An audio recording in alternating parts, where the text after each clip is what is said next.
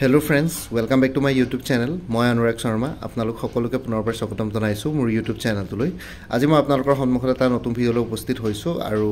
ইতিমধ্যে Assam public service commission Assam লোক আয়োগ APSC ৰিজাল্টস ডিক্লেয়াৰ কৰিছে assistant accounts officer Assam Electricity Grid Corporation Limited AEGCL final results declare কৰিছে ইয়াতে যদি আপোনালোকে চাই নাম্বাৰ অফ পোষ্ট টোটাল 61 জন আছিল মই হেই তেতিয়াই কৈছিলো 180 জন মান তেওঁলোকে আই থিং সিলেক্ট কৰিছিলে ডকুমেন্ট ভেৰিফিকেশনৰ কাৰণে তাৰ পিছত ফাইনাল সিলেকশনৰ কাৰণে তেওঁলোকে 61 জন ইয়াতে সিলেক্ট কৰিলে যেটো পোষ্ট 61 টা আছিল সো ইয়াতে যদি আপোনালোকে লিষ্টখন যদি ভালকে স্কোৰ কৰে তেতিয়া হলে আপোনালোকে দেখিব ইয়াতে ওপেন ক্যাটেগৰি টোটেল 31 জন সিলেক্ট কৰিছে তাৰে ৰিজাৰ্ভ ফৰ উইমেন আছিল 9 জন OBC MOBC কাৰণে 14 জন ৰিজাৰ্ভ ফৰ উইমেন আছিল 4 জন টি টাইপছ আৰু আদিবাসী 3 জন ৰিজাৰ্ভ ফৰ উইমেন আছিল 1 জন SC কাৰণে 4 জন তাৰে ৰিজাৰ্ভ ফৰ উইমেন আছিল 1 জন ST প্লেইনছৰ কাৰণে 6 জন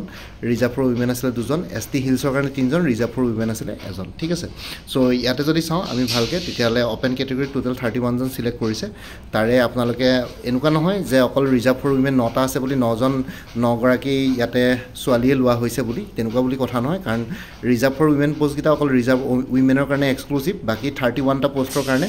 যিকোনো মেল ফিমেল আৰু যিকোনো ক্যাটেগৰি কম্পিট কৰিব পাৰিছিল সো হেতু কাৰণে আমি যদি ইয়াতে চাও তেতিয়া ওপেন ক্যাটেগৰিত আপোনালোকে দেখিব OBC ৰো বহুতখিনি মানুহ ইয়াতে হুমাইছে মানে obviously open category to general category to মানে আপোনালোকৰ ওপেন ক্যাটেগৰি সো ইয়াতে কোনবা বেলেগ ক্যাটেগৰি যতে হিমানটো মাৰ্ক স্কোৰ কৰিছে তেতিয়া হলে তেওঁলোকক জেনাৰেল ক্যাটেগৰিলে আপগ্ৰেড হ'ব পাৰিব ঠিক আছে সো তেনেকুৱা ধৰণৰ কথা সো ইয়াতে আপোনালোকে দেখিব প্ৰথম যোনজন ফাৰ্স্ট ৰেংক হোল্ডাৰ তেওঁ SC ক্যাটেগৰি আছিল কিন্তু যেহেতু তেওঁ হাইয়েস্ট মাৰ্ক স্কোৰ কৰিছে সো এটো কাৰণে ওপেন ক্যাটেগৰি তেওঁ আপগ্ৰেড হৈছে সো এটা সমৰজ্যোতি চৌধুৰী ইয়াতে আপোনালোকৰ ৰেংক 1 ঠিক আছে তেওঁ টপাৰ হয় ৰুল নম্বৰ 29912 ঠিক আছে তেনেকৈ ধৰক সেকেন্ড ৰেংকজন নিৰুৎপল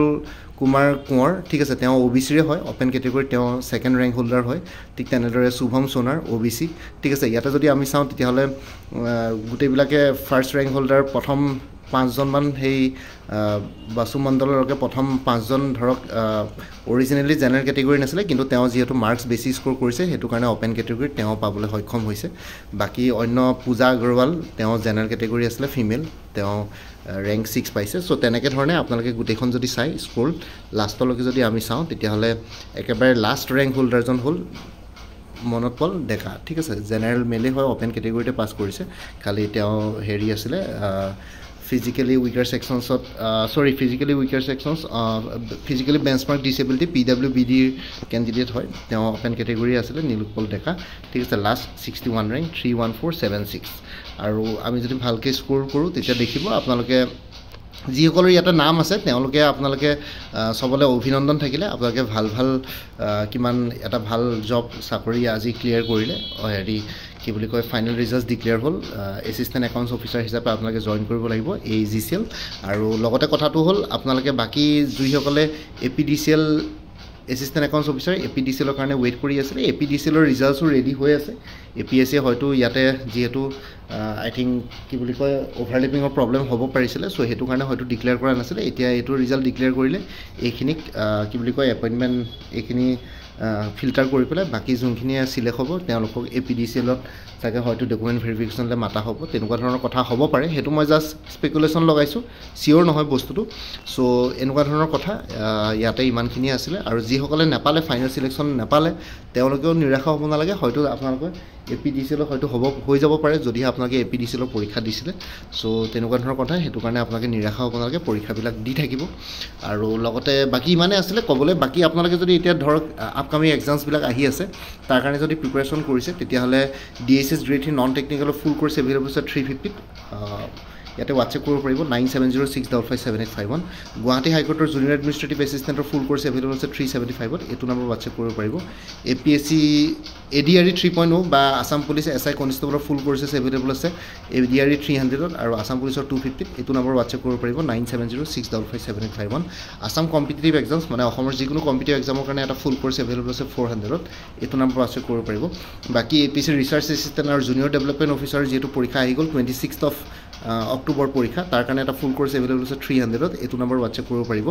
বাকী কাৰেণ্ট এফেয়াৰ্ছ আৰু exam oriented maths aptitude numerical যদি কাৰোবাক লাগে তেতিয়াহ'লে ল'ব পাৰিব এনেই কোৰ্ছবিলাকত ইনক্লুডেড আছে কোনোবাই যদি বেলেগকৈ ল'ব বিচাৰে তেতিয়াহ'লে 100 ৰুপিছত এভেইলেবল আছে 100 ৰুপিছত এইটো নম্বৰ হোৱাটছএপ কৰিব পাৰিব ইয়াতে দিয়া APSC urban technical officer full course available আছে জেনেৰেল ষ্টাডিজ আৰু ইংলিছ নলেজৰ ওপৰত 300ত আৰু APSC forest ranger soil conservation ৰেঞ্জাৰৰ ফুল কোৰ্ছ এভেইলেবল আছে ইংলিছ আৰু জেনেৰেল নলেজৰ ওপৰত 350 ৰুপিছত APSC inspector of legal metrology full course available আছে জেনেৰেল ষ্টাডিজৰ ওপৰত 250ত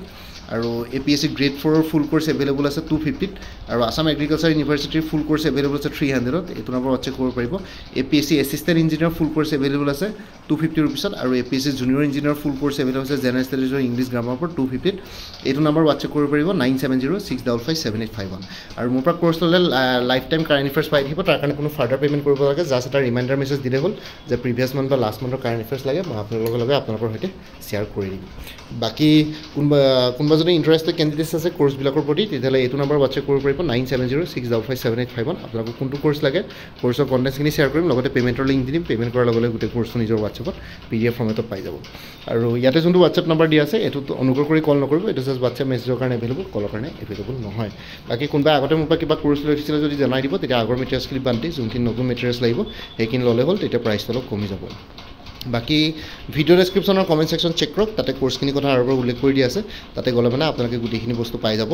বাকী মোৰ ভিডিঅ'ছবোৰ চাই যদি ভাল পায় মোৰ চেনেলটো ছাবস্ক্ৰাইব কৰি ল'ব আৰু লগতে আপোনালোকৰ যিমানখিনি ফেমিলি ফ্ৰেণ্ডছ ৰিলেটিভছ আৰু চিনাকি এক্সপিৰিয়েঞ্চ আছে তেওঁলোকৰ লগত মোৰ চেনেলটো শ্বেয়াৰ কৰিব লগতে কমেণ্ট ছেকশ্যনত জনাব কিবা যদি কুৱেশ্যন থাকে ডাউট থাকে মই নিশ্চয় আপোনালোকৰ কুৱেশ্যনছ আৰু ডাউটছবিলাকৰ ৰিপ্লাই দিবলৈ চেষ্টা কৰিম বাকী মোৰ আৰু এটা চেনেল আছে অসমাইকে বুলি সেই চেনেলটোৰ লিংকটো এই ভিডিঅ'টোৰ ডেছক্ৰিপশ্যনত দিয়া আছে আপোনালোকে তাতে গৈ পেলাই সেই চেনেলটো ভিজিট কৰি চাব পাৰিব চ' তেতিয়া আৰু অলপ এক্সট্ৰা গাইডেঞ্চ পাই যায় এনেকুৱা ধৰণৰ কম্পিটিটিভ এক্সামছবিলাকৰ প্ৰতি আৰু লগতে APSC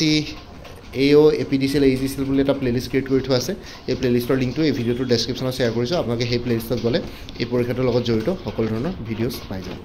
বাকী ইমানে আছিলে মোৰ ভিডিঅ'ছবোৰ চাই যদি ভাল পায় মোৰ চেনেলটো ছাবস্ক্ৰাইব কৰি ল'ব আৰু লগতে আপোনালোকৰ যিমানখিনি ফেমিলি ফ্ৰেণ্ডছ ৰিলেটিভছ আৰু চিনাকি এক্সপিৰিয়েঞ্চ আছে তেওঁলোকৰ লগত মোৰ চেনেলটো শ্বেয়াৰ কৰিব লগতে কমেণ্ট ছেকশ্যনত জনাব কিবা যদি কুৱেশ্যন থাকে ডাউট থাকে মই নিশ্চয় আপোনালোকৰ কুৱেশ্যনছ আৰু ডাউটছবিলাকৰ ৰিপ্লাই দিবলৈ চেষ্টা কৰিম বাকী আজিৰ ভিডিঅ'টো ইমানতে সমাপ্ত কৰি আপোনালোক সকলোৰে পৰা বিদায় দিলোঁ কাইলৈ পুনৰ এটা নতুন ভিডিঅ'লৈ আপোনালোকৰ সন্মুখত উপস্থিত হ'ম তেতিয়ালৈকে ভালকৈ প্ৰিপেৰেশ্যন কৰি থাকক সকলোলৈ অল দি বেষ্ট থাকিলে bye take care friends Bharat মাতা কি জয় জয় আই অসম